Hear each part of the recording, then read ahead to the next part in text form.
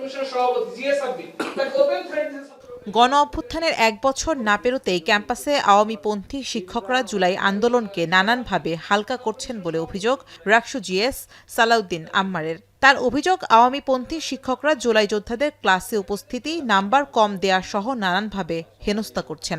প্রত্যেকটা আওয়ামীপন্থী শিক্ষকের ক্লাসে আমরা এখন বলতেছি যে এবারে ক্লাস নিলে কি হবে, ক্লাস নিলে যেটা হবে এটা ক্লিয়ারলি আমি বলি আপনাদের। এক এক ক্লাসে 90 জন বা 100 জন শিক্ষার্থী ক্লাস করে।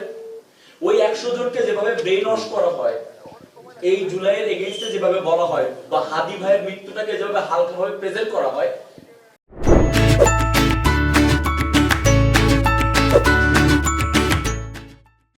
তারা সেইভাবেই টোটালটাই ওই 150 জন এবার আলাপে 1,500 মানুষের কাছে পৌঁছে গেছে।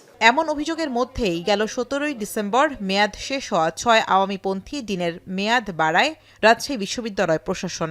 এতে রোববারের মধ্যে ওই 6 দিনকে অপসারণের আলটিমেটাম দেন জিএস আম্মার। ছাত্রদলের ভাইদের সাথে তালিকাও মিলা আপনারা অ্যাকশন নেবেন। এবং পূর্ব ঘোষণা অনুযায়ী রোববার সকালে 6 দিনের পদত্যাগপত্র নিজেই লিখে আনেন সালাউদ্দিন আম্মার।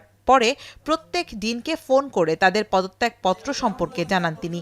এ সময় ডিনরা আর দায়িত্বে থাকবেন না বলে উপাচার্যকে জানান তারা। এরপরই ক্যাম্পাসের চতুর্থ বিজ্ঞান ভবন, সৈয়দ ইসলাম হোসেন সিরাজি ভবন সহ বিভিন্ন দফতরে যান সালাউদ্দিন আম্মার। পরে শিক্ষার্থীদের একাংশকে নিয়ে ডিনদের অপসারণের দাবিতে ডিনস কমপ্লেক্স, রেজিস্ট্রার, উপাচার্য ও উপ উপাচার্যের কক্ষে তালা দেন তিনি।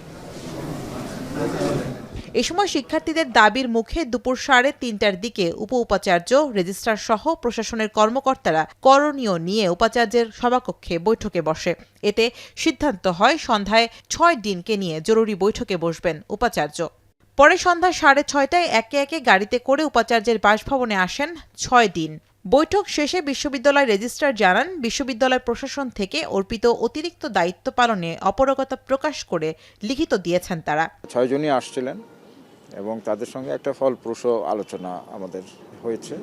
তারা নিজেরাই মনে করছিলেন যে এই বিদ্যমান এই পরিস্থিতিতে তারা অপারগতা প্রকাশ করছিলেন। এখন রাজশাহী।